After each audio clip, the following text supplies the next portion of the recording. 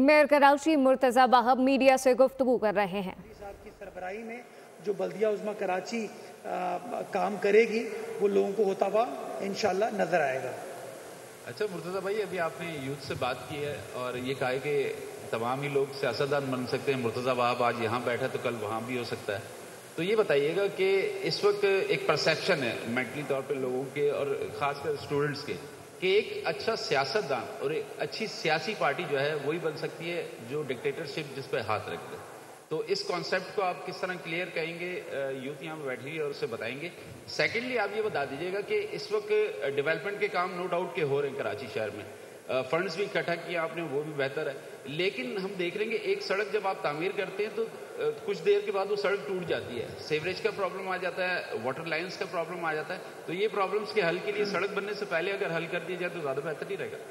अच्छा, जो आपने बात की कि डिक्टेटर का हाथ होना चाहिए, वो डिक्टेटर का हाथ जो है ना वो हमेशा उसका फ़ायदा नहीं होता, लॉन्ग रन में उसका नुकसान होता है। हाथ अवाम का होना चाहिए, बिकॉज हमारा ये मानना है ताकत का सरचश्मा अवाम है।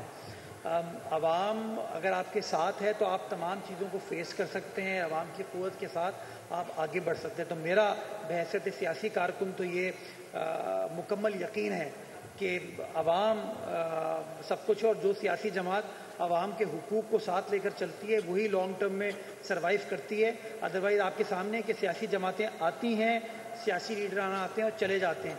जो सियासी क़यादत या सियासी जमात सस्टेन जिसने किया है, ये वही सियासी जमातें जिन्होंने अवाम के हुकूक के ऊपर कभी समझौता नहीं किया। जो दूसरी आपने बात की सड़कों के बारे में, ये बात आपकी दुरुस्त है कि सीवरेज के मसले को, ड्रेनेज के मसले को सड़क बनने से पहले हल करना चाहिए। और हम जहाँ कहीं भी नई सड़क बना रहे हैं वहाँ पर कोशिश यही कर रहे हैं कि ड्रेनेज के और सड़क के मसले को हम हल करें। कहीं कहीं क्रॉनिक इशू आ जाता है कि ऐसी कमर्शलाइजेशन वहाँ पर हो चुकी है कि जो इंफ्रास्ट्रक्चर को चेंज करने के लिए आपके पास पैसे रिक्वायर्ड हैं उतने नहीं हैं। तो वहाँ पे हम ये टफ पेवर टाइल्स लगाने की स्ट्रैटेजी हमने निकाली है, जो कि आप शहर के मुख्तलिफ मकामात पर देखेंगे, जो कि माजी में सड़क बनती थी और टूट जाती थी यही सीवरेज की वजह से। अब अल्हम्दुलिल्लाह ये नहीं हो रहा, बिकॉज वो जो टफ पेवर टाइल्स हैं वो ज़्यादा ड्यूरेबल और सस्टेनेबल है। जो तीसरा प्रॉब्लम हमें आ रहा है, और कल वज़ीर आला सिंध ने इस हवाले से मीटिंग भी की थी कि सड़क बनाते हैं हम और फिर वो रोड कटिंग उसके ऊपर कर दी जाती है। कहीं सुई गैस जाती है, कहीं के इलेक्ट्रिक जाती है, कहीं PTCL वाले जाते हैं, कहीं पर केबल ऑपरेटर्स जाते हैं।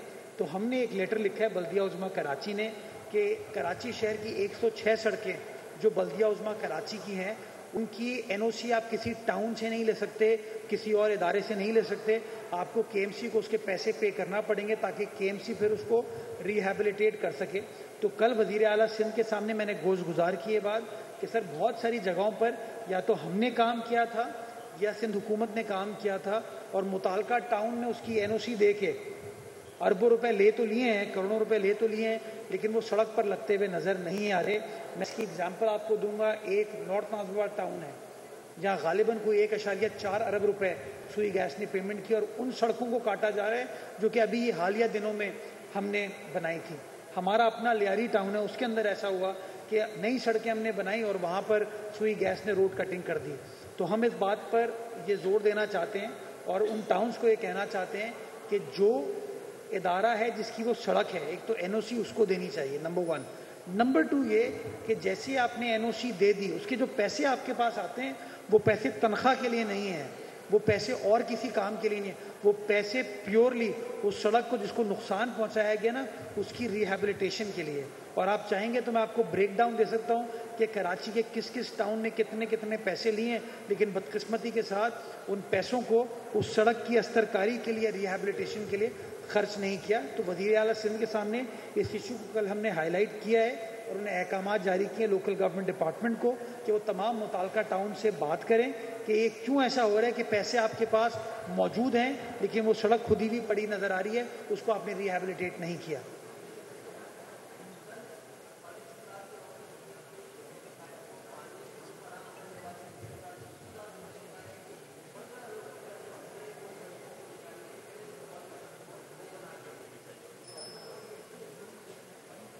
वो पानी ला के देंगे और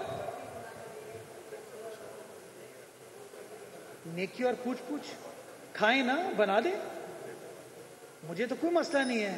میں تو بار بار کہتا ہوں, یہ بتا دیں وہ 15 ارب روپے کہاں سے ملیں اور پانی کہاں سے وہ لے کر آئیں گے. لیکن اگر وہ نیک نیتی کے ساتھ کام کرنا چاہتے ہیں تو فاروق بھائی سے میرا کوئی اختلاف نہیں ہے. ہم کام کرنا چاہتے ہیں, بیان بازی سے گریز کریں, میں ان کا ہاتھ تھامتا ہوں, میرے ساتھ چلیں, 15 ارب روپے لے آئیں.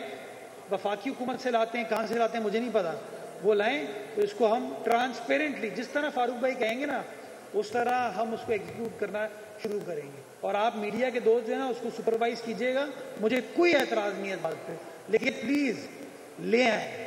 یہ جو باتیں ہوتی ہیں نا, یہی ایک زمانے میں 1100 ارب کا وعدہ آیا کراچی کے لیے, 162 ارب روپے کا وعدہ آیا. چلیں اب تو فاروق بھائی 1100 سے 162 سے 15 پہ آ گئے. میں تو بڑا کھل کے کہتا ہوں وزیر اعظم پاکستان کو, یہ کراچی کا حق 15 ارب روپے نہیں ہے, کراچی کا حق 1500 ارب روپے ہونا چاہیے. میں تو یہ کہتا ہوں کتنی بار انہوں نے کہا ہے, یہ کہیں کہ وزیر اعظم اپنے کو جو کراچی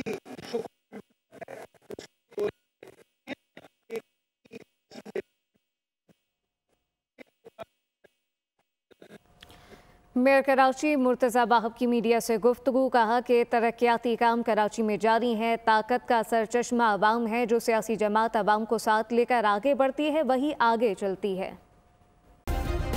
سبسکرائب کریں اور بیل دبائیں تاکہ کوئی خبر رہ نہ جائے.